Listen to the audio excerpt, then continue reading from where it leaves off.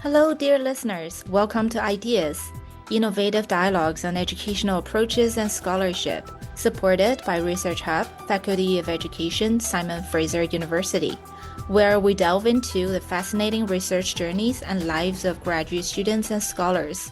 We acknowledge that Simon Fraser University is located on the unceded traditional territories of the Coast Salish peoples, including the Squamish, Tsleil-Waututh, Musqueam, and Coquitlam nations.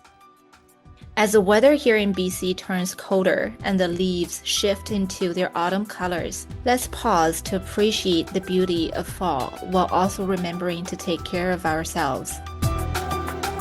Our guest today leads an educational service dedicated to reimagining learning spaces. She shares her practice and research widely through social media and a monthly newsletter, and she collaborates with schools and organizations through tailored workshops. If today's conversation resonates with you, there are many ways to connect and bring Misty's research into your own learning community.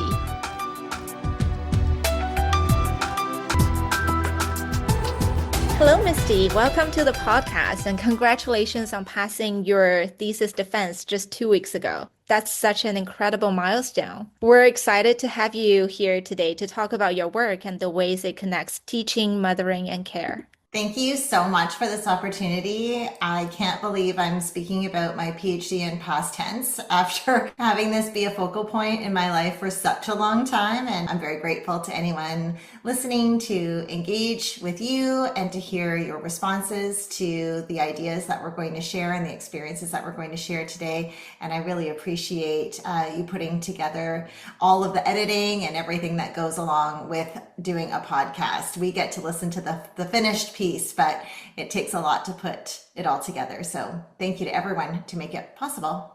Thank you for taking the time, Misty. Could you tell us a bit about yourself and what led you to create Pop-Up Studio and later pursue a PhD in arts education in SFU? I would love to talk about that. It's been quite a journey, and I know people are probably thinking, well, what is Pop-Up Studio? And I am going to define that closer to the end of my response to the full question.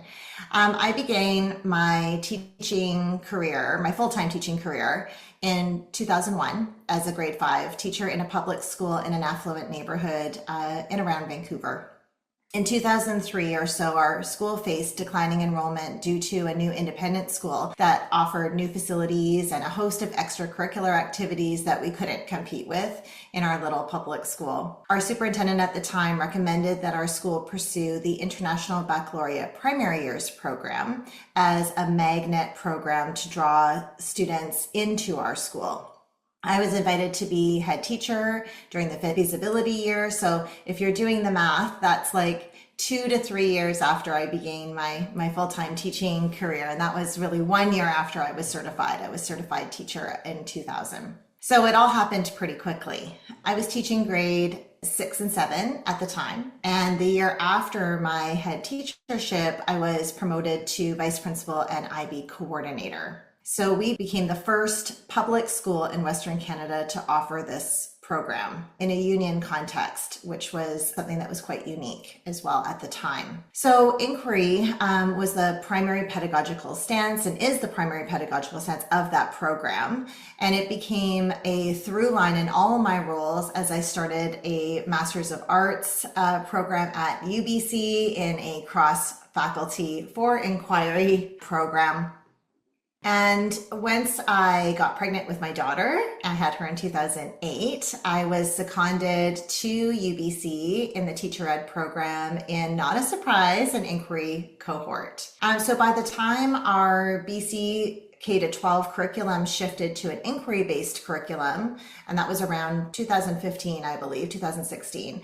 I had lots of experience with inquiry at a variety of intersections within elementary education. I had all these stakeholder hats, if you will, and I was experiencing and leading inquiry in kind of all of them.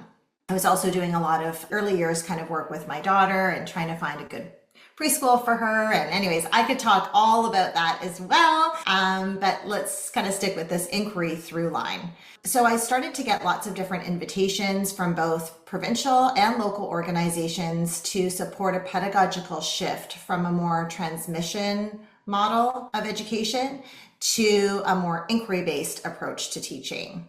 And as I worked with different populations throughout British Columbia, I quickly learned that sharing my pictures of practice from my affluent teaching context, well, diverse, and yes, in public education, elicited unhelpful affective responses from the teachers like, well, I don't have the money for this, and my students are coming to school without their basic needs met. There's no way we can, et cetera, which is totally understandable and very fair responses. But I quickly realized that teachers needed to experience inquiry in a variety of ways, in multimodal, multidisciplinary experiences firsthand, so they could build their own pictures of practice and lead from their practical wisdom rather than trying to mirror mine or someone else's from a very different context that's from their own. So I began asking for 2 rooms when I went in to do professional development with schools and with organizations. One of the rooms I asked for was like our gathering or information sharing space, and another room was a pop-up classroom. So I would ask for concepts or competencies, themes, if you will, that the group wanted to explore, and I would create multimodal inquiry-based learning experiences for the participants to engage in firsthand. So I started to call these pop-up classrooms. And then in 2018, I got a chance to go and visit Harvard, and I attended the Project Zero Classroom week-long experience. And then I recognized that studio was a better term for the type of thinking and learning experiences that I was offering and promoting. So by that time, I was really doing a lot of outreach work, and I started to get asked by teachers that I was partnering with in their classrooms to write my approach to teaching and learning down. And I went like, oh, I have no idea. Like, how can I do that? And I had to think about a book title as well. And I was working with an artist educator at the time, and I was telling her about these pop-up studios and how I was getting calls from the teachers or administrators to say, hey, Misty, we did a pop-up studio with our students and it was so great. The kids were super engaged, and I can't believe that they were thinking so deeply and they had all these positive outcomes. And she said, why don't you call your book Pop-Up Studio? I would buy that. And I went like, oh, okay. So the first book was born. And now there's a second edition available. But the definition, like what is pop-up studio, has been difficult to kind of pin down. So I'll share the definition that I have in the dissertation, because the whole experience with pop-up studio, and now, that little book and my workshops and things like that have filtered its way throughout, I think, almost every continent, which is super cool. And I've had to, again, kind of put this in writing. So here's how I'm currently describing Pop-Up Studio: as an event or as an encounter, as an aesthetic learning site whereby affect and touch are primary modes of learning and relational webs of exchanges. So as an inquiry in and of itself, Pop-Up Studio brings 2 or more concepts together through multisensory material encounters, often with some kind of creation making involved. And consequently, what I'm finding is learners process and conceptualize relationships in the largest sense of the term in new ways. And I think this is what we want in education, is an ongoing dialogue where new conceptualizations are possible. But also, and this is what surprised me in the work and what led to the dissertation and me pursuing a PhD in arts education, which was a departure from my curriculum and pedagogy background, was the affective domain. Is I wasn't getting, oh, we can't do this, that sort of shut down affect. I was getting the total opposite of possibilities and joy and loving curiosity and care. And people, teachers, administrators, district leaders who are participating in these workshops with me that was what they were most surprised by, is they couldn't believe the affect was so positive and that translated into their spaces long after the workshop was over. Which is very rare in professional learning, that you see that kind of transformation as quickly as what was happening. And so I wanted to be nourished and nurtured by scholars who would appreciate the creativity, the spontaneity, the affective domain of scholarship. And I was very lucky that I had previous relationship with Dr. Lynn Fells from UBC, and doing my cross-faculty inquiry master's program.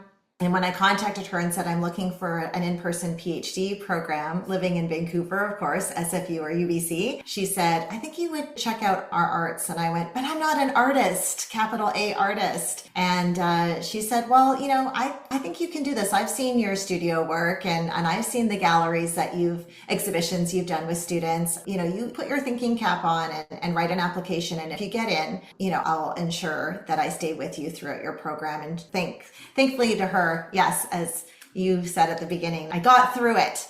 And I wrote that I'm a pedagogical artist, and that, curriculum and interest, whether that's living curriculum, hidden curriculum, written curriculum, assessed curriculum, that's a muse of mine for sure. And working with others is my passion, to hopefully contribute helpful things to this world, and be with others who want to do the same. Thank you for sharing your fascinating experiences and how motherhood has woven into your personal journey, as well as for highlighting the struggles you've witnessed and experienced among teachers through your inquiry, during which process you also came up with the great idea of pop-up studio that directly led you into your ongoing research. Through this creative idea, you're opening possibilities to new encounterings, in your words, that keep influencing more educators and learners. I have a question personally for you. In academia, we often hear about professionalism as a sort of guiding norm, but you've challenged this by leading with mother in your biography. And what informed that choice? Thanks for asking this question. And it's interesting, actually, because I do things, I don't know, I'm going to call it naturally, right? I make this choice, and then someone will respond to it, and it'll invite me to think more deeply about it. And there's been a few people actually who've commented and asked your exact question of, or just have said, hey, I really like that you've led with mother. And it tends to be other parents who really appreciate that. And I think the reason, or what I'm hearing from them and what resonates with me, is parenting for me, and I think for others who have commented and liked the fact that mother appears first in my biography, take that role really seriously.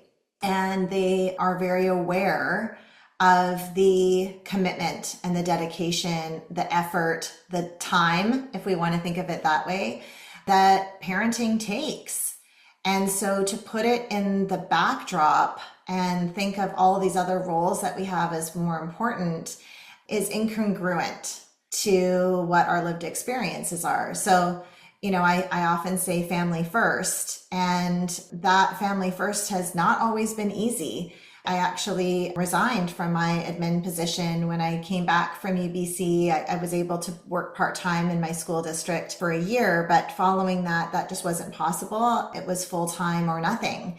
And I really wanted to continue to be an active mom, meaning driving my kids to school, making meals, being there for pickup, being there at the end of the day where possible, at least some of the time, bedtimes, that kind of thing. And so making those difficult ongoing choices to prioritize being a mother when it's not paid and it's not always valued in really ongoing, nuanced, moment to moment kinds of ways, I think it's a bit political even. I think draws attention to this is really important. And in some ways, I've been creative and I've been able to flourish in a career for many different reasons while being a mom, but my T4 doesn't reflect, all of the care labor that I put in. And I think that's very true for lots of others as well. So I think more and more people,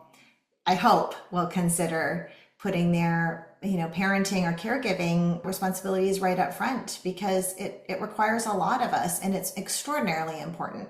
And without those, economically as a society, we would be in a very different place. I can't think of specific thinkers right now, but I've been reading more and more around care labor is the foundation of an economic society. This, free care labor that I don't want to say only women do, because that's not true, but yeah. Anyways, we could do a deep dive in that, you and I. Yeah. So I hope that answers the question. Yeah, it's an important role that I play, and I want to have that known. Yeah, In addition to all absolutely. the other roles too. I really appreciate your effort in prioritizing that identity, because I think that also takes courage to do that. Like you said, the identity of a mother isn't always valued. I have a follow-up question, though. I would like to ask, have you ever faced challenges in prioritizing your identity as a mother within academic sphere? For example, academic publishing. I haven't yet, but maybe that's for a few reasons. I mean, I was going to say maybe that's because I don't have that many publications yet. I haven't been in the arena enough to face that sort of those obstacles or the rejections or the questions. But I also wonder if maybe I won't have that pushback, because I would like to hope and suggest that maybe we are having more conversations in our society about parents and that idea of family first.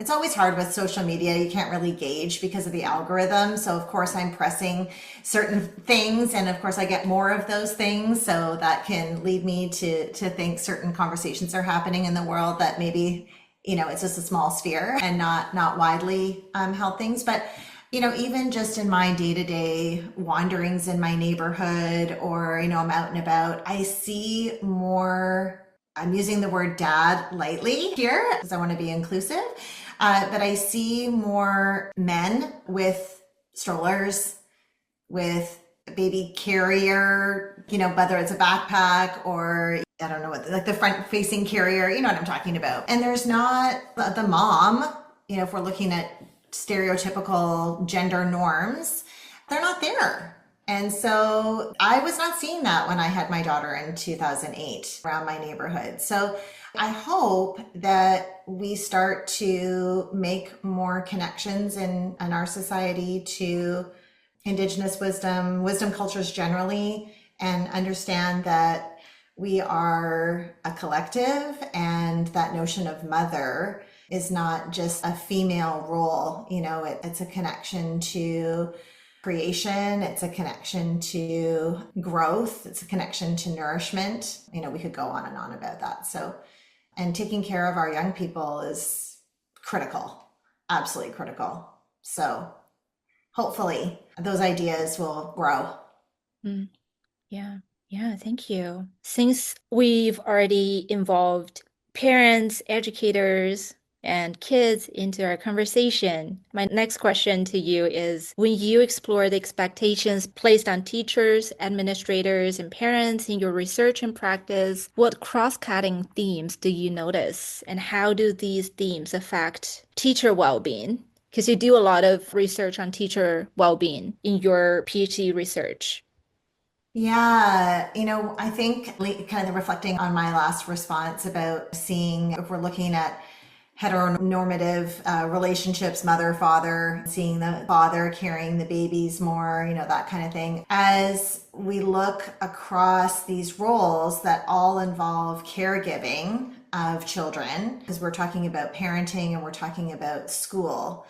And, in school, educators are in role or in loco parentis, right, in the absence of parents. So it's definitely a caregiving type of role. And what I was finding in my literature review, and I was looking across disciplines from medical, psychological, educational, for example, what we're seeing is something that UBC researchers in 2016 studied and indicated statistically that we've got this stress contagion happening. What that looks like is higher levels of cortisol pumping through our systems.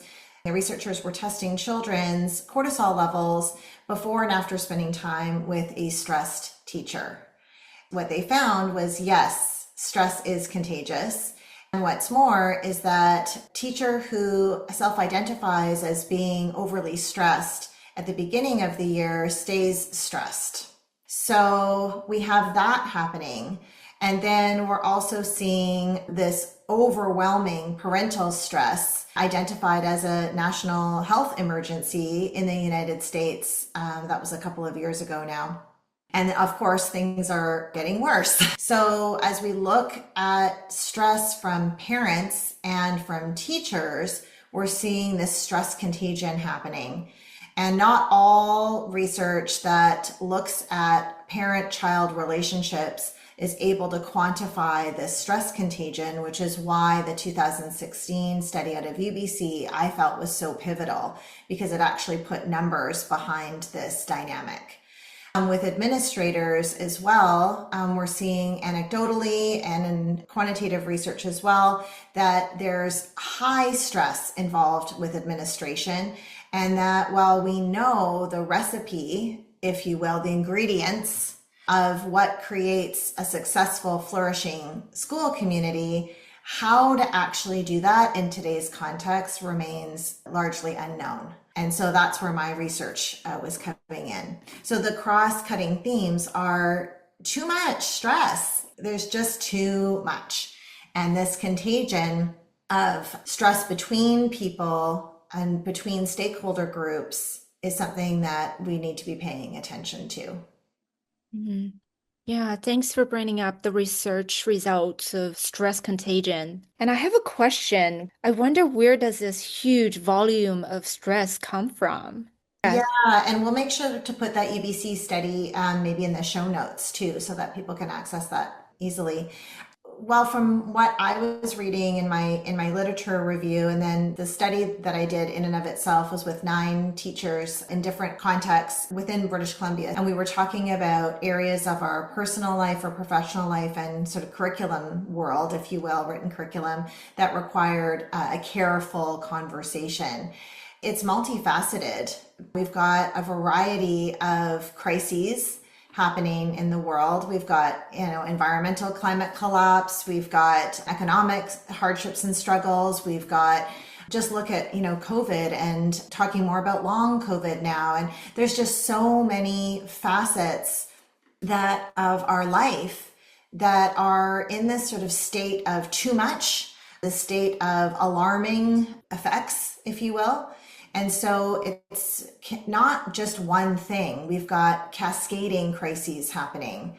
And so what we're seeing is, and this was another study that we can put in the show notes as well, a Canadian study done by researchers with Sick Kids Hospital in Toronto. Dr. Natasha Saunders is one of people who was speaking about this on CBC when I was starting to decide what I really wanted to focus on in my PhD research. And what was so alarming in her daily experience and what the researchers were looking at is the amount of young people, we're talking 10 to 13-year-olds, filling hospital beds with self-harm and suicide attempts. 10 to 13. And they were finding that more girls are affected than boys. So when we look at why is this happening, we can't point to one thing, but what we can say is that we have a problem and we need to be addressing this dynamic relational problem, in my opinion, with relational responses that are not just around one facet, but are multifaceted, and continue that inquiry and that conversation in a careful way about what is going on and how is this affecting one another and what are responses, what is the next right thing to do? Because having just one magic bullet, if we all knew what that was, I'm pretty sure someone would have activated it by now. Yeah, like you just mentioned, stress is contagious itself. It spreads horizontally and even vertically, influencing everybody around us and can quickly shape the whole environment. The sad fact that you shared really is disheartening. teacher well-being is never an isolated case. It's in relation with student success, and they are affecting each other. I wonder how might teacher well-being and student success be seen as interdependent rather than as two separate concerns? Because, we have researches deals with student success or only focus on teacher well-being. But like you pointed out, they are pretty much interrelated. Mhm. Yeah, and I think part of why I was so excited about this study that we keep referencing at UBC in 2016 is that we can start having a different conversation of, okay, so we're seeing this dynamic. What can we do? And what's also coming online, at least what I was finding interesting, was a focus on emotions and how emotions are really central to the learning experience. And so when I was researching teacher burnout and then subsequently looking at a more nuanced dynamic of teacher demoralization with Dora Santoro's work, what was interesting to me is how teachers are feeling about their work is so pivotal. So if we think about how children are feeling about their learning and who they're learning with, and that matters, and how teachers are feeling about their work, that matters, then we can start to have a conversation about, well, what's happening in these spaces with teachers and children, but also with administrators. What is the school climate? Are we excited about what we're learning? Do we feel like we have a supportive environment in which to do that learning? And very sadly, the teachers in my study did not feel like they had a supportive environment. They may have one or two people in their building that they're really connected to, but all of them talked about being so busy that it was hard to build those really quality relationships. And we know that one of the key determiners of school success is teacher collective efficacy, the notion that we're in this together and we're better together. And that teacher collective efficacy has to be co-created. Just like a classroom culture needs to be co-created between the teacher and the children or the students and between learners themselves. And so I think continuing to pay attention to the relationships, again, we talked about stress contagion being a relational challenge. We need these relational responses as well. And unfortunately, like you said, we don't always consider the intersections between adult well-being and pediatric well-being. So I think that's an important space to be looking at, is the dynamic between groups of people, especially because we are in a collective. Like, we have more people on the planet than we ever have before. So looking at our relationships, how we're relating with one another, how we relate to the ideas, going back to pop-up studio, how we relate to our institutions, all of these things really matters. I agree. There's no escape from relationships. We've got to learn to navigate the relationships and to even facilitate. And I have a follow-up question based on what you shared just now.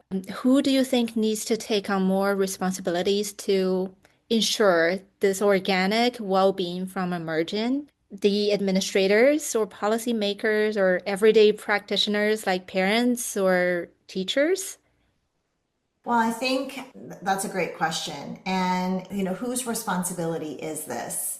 And ultimately, we could say it's everyone's responsibility. In educational leadership, it's pretty well documented that the teacher is that learning architect, shapes the affect in the classroom. The school-based administration in a school, the district-based administration in a school district, et cetera, et cetera. And so I suppose looking at leadership within the group. So who is leading this particular group and who's setting the tone or the climate? What are the cultural norms in that space? It is a leadership question and concern for sure. And this is where the conversation around care and self-care and collective care is a really interesting one, because we are in an individualistic society and self-care is widely promoted, and in many ways rightly so. But self-care falls short too, because for many, many reasons. One is, and again, I'm speaking just on the ground as an educator who spends lots of time in schools, but for a lot of the teachers that I know, yes, they may have benefits where they can go and get that massage, or someone gives them a journal to do journal prompts, or have the bubble bath, etc. But the challenges that they're facing are so large that those things are inadequate to really solve the challenge. They might be a band-aid solution. And even then, accessing those self-care opportunities requires time. It might require childcare. It requires space to be able to reflect, right? If you're doing that journal prompt or that quiet bubble bath, etc. Even contacting a hotline. I mean, by the time you're contacting a hotline, probably a number of different things have happened. I'm thinking again about the study that we were talking about with Dr. Natasha Sanders and her colleagues, looking at these 10 to 13-year-old kids. It's not another bubble bath. There's a lot more collective care that needs to happen. And in that study, the researchers were saying, parents are looking for more support, and the ER is not the place to find that support. They're suggesting schools are places to find that support. Well, when we look at schools, we have a whole bunch of different demands. Again, the bubble bath's not going to help. What can help is that we're in this together. It is all of our responsibility to pay attention to mental health, to take care of one another, and to co-carry these burdens that we have, not to pass them along to another organization, or to point fingers to say this is your fault or this is your obligation. How can we be working together and caring for our young people who are developing? And, you and I had a pre-show talk about putting so much responsibility on our young people when they don't even have the brain development to even regulate, right? They need that co-regulation. Well, who's going to co-regulate them? An adult. Okay, well, how is the adult being cared for? So it goes in these loops, and it's a spiral and multifaceted, multi-layered. And again, what I'm suggesting is careful conversations. Let's keep having conversations that generate a care affect while we're engaging in these really critical concepts that are affecting so many in today's world. Mm-hmm. Thanks for bringing up the topic of self-care and collective care. It's even a big theme to address the relationship between these two. And there are many complexities that affect each other in daily practice. Based on your research, what insights or practices could help ease some of the burdens and stresses teachers are experiencing today? Mm-hmm. Well, what we found in our study together, the teachers and I, my co-inquirers, is that by engaging in art working, so that is, creating freely, that's creating spontaneously, creating with what's around us, and dialoguing through those creations in a really loving, non-judgmental way, where we are witnessing one another and what we're bringing to the table. And somewhat subconsciously, as we're creating, we're working emergently, and we don't know often what will arrive. In fact, most of the time when people are working through what Barbara Bickle and Mikhail Fisher call art care, and we'll put their book as well in the show notes so people can take a look at that, is that there's this wonderful affective zone that comes online, this space of trust, this space of collective efficacy. These two primary affects for school success are being generated. The teachers are saying, oh my gosh, I never realized this about myself, or I never thought it was possible for me to find a space of teaching and learning that loves me back as much as I love it. So there were all of these very beautiful realizations that Gabor Mate or others who work in trauma-informed practice or healing-centered practices would say it's critical to have what you're carrying with your heart, these heavy burdens, these responsibilities, that when they are co-held, it's very healing. And so this is not art therapy, it's an arts inquiry space that I'm holding and nurturing to explore these pieces that we are all carrying that are hard on our hearts, and that when we feel like we're carrying it together, that burden is lessened. And what happens as a result are those positive affects that are the basis for school success.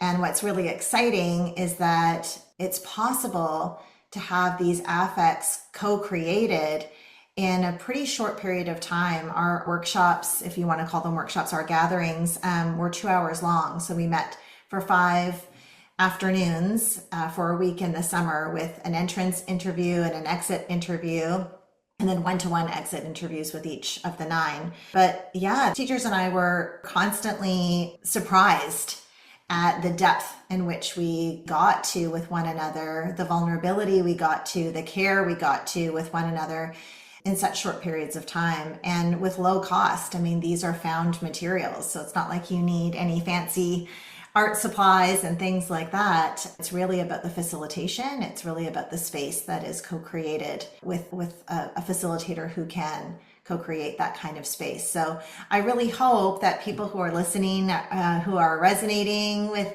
what we've talked about, or who are curious to learn more, will pick up those show notes. But also, I'm really excited to have that knowledge mobilization from the dissertation, and to host these spaces for careful conversations in community, because it's pretty exciting to see what can happen.